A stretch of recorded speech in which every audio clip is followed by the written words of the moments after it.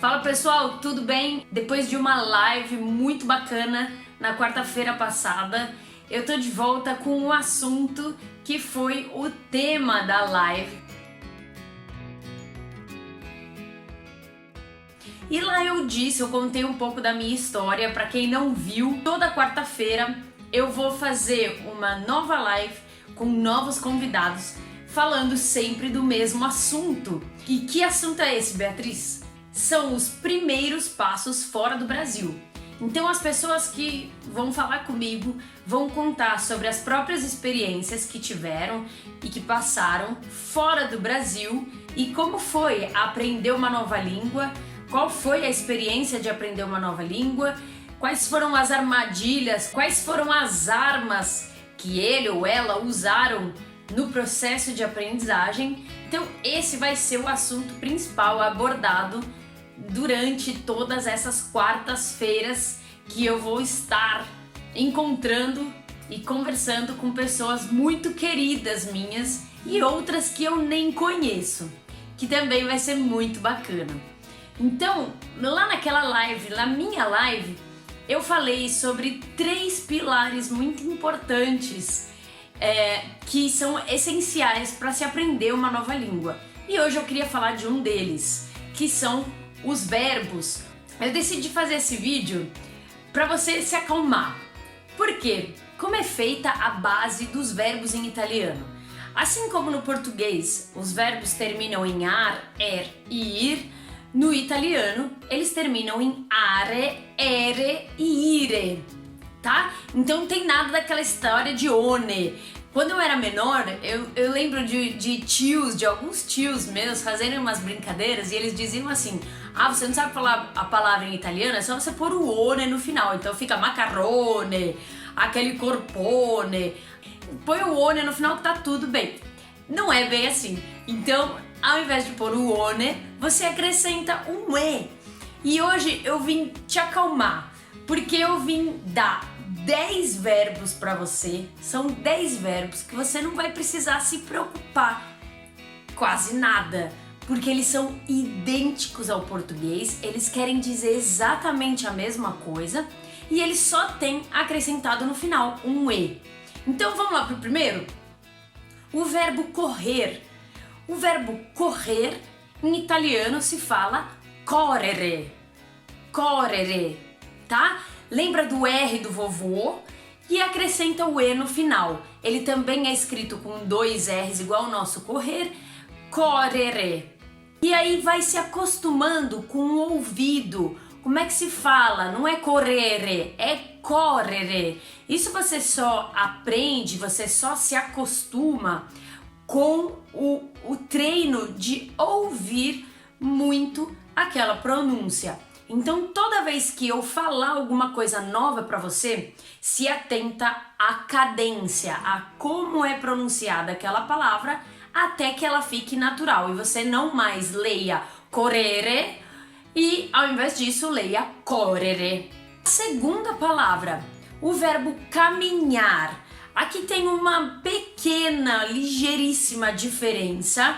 A gente não fala caminhare, mas o verbo em italiano se diz camminare, tá? Então eu coloquei ele porque ele é praticamente idêntico. Se você disser caminhar, eles vão entender que você quis dizer camminare. E aí eles mesmos vão te ajudar a camminare. Isso, então camminare, tá? Tem uma doppiazinha, vocês estão vendo aí na legenda escrito. Ele é bem parecido. Então, não é mais caminhar, é camminare, tá? O terceiro verbo é o verbo sentir. O verbo em italiano é sentire. Lembra de novo, olha o ti. Sentire. Só acrescentar o e no final. O verbo sentire em italiano tem alguns significados. Ele não significa só sentir uma emoção, ou sentir frio ou calor. Ele também significa escutar. Calma, vou fazer uma parênteses. O verbo sentire e ascoltare tem exatamente a mesma diferença entre o verbo escutar e o verbo ouvir. Então, quando você diz eu ouço, eu estou ouvindo o som da chuva lá fora. Você diz io sento il rumore della pioggia fuori. Mi sa che piove, perché sento il rumore. Quando você, por outro lado, quer dizer que você está conversando com uma pessoa e você diz, pode falar que eu tô te ouvindo. Aí então você usa o verbo ascoltare, tá? Então você diz, dimmi quello che vuoi, che io ti ascolto, ti sto ascoltando, tá? Então muda aí.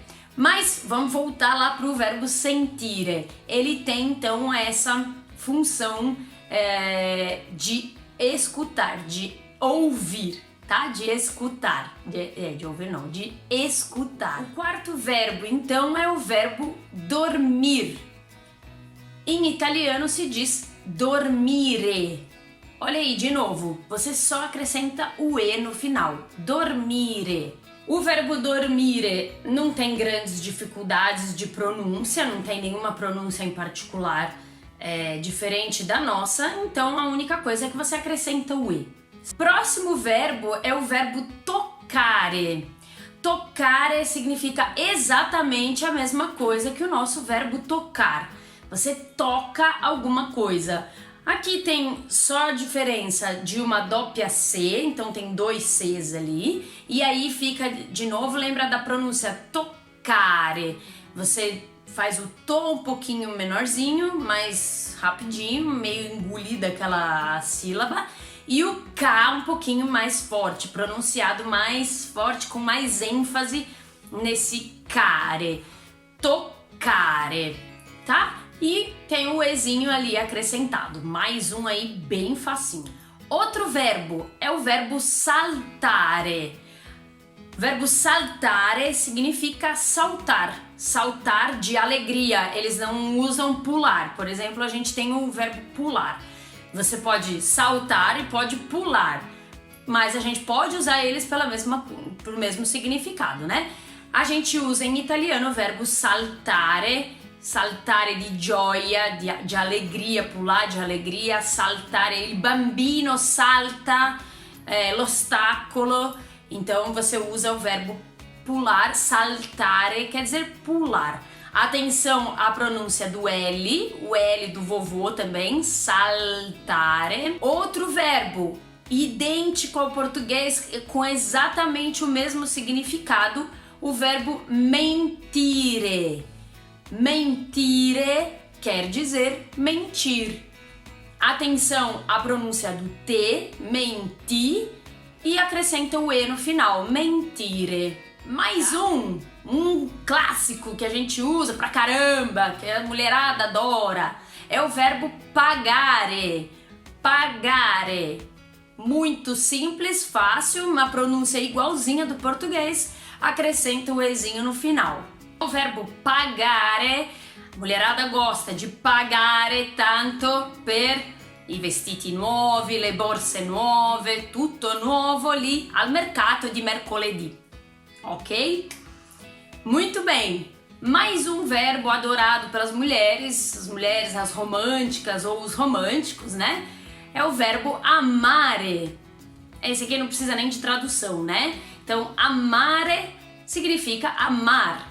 De novo, tem só o Ezinho sendo acrescentado no final e exatamente o mesmo significado. Um outro verbo bem usado com as crianças, para você que tem filhos pequenos aí, na idade de pintar, é o verbo colorare. A gente não usa muito em português colorar, mas existe esse verbo em português e quer dizer exatamente a mesma coisa que colorare. Bom, pessoal, esses foram os 10 verbos que você não vai precisar se preocupar, porque eles são idênticos, eles são iguaizinhos e têm exatamente o mesmo significado que os verbos em português. A única coisa é que se acrescenta o E no final. tá bom? Espero ter ajudado você, espero que você tenha se acalmado um pouco.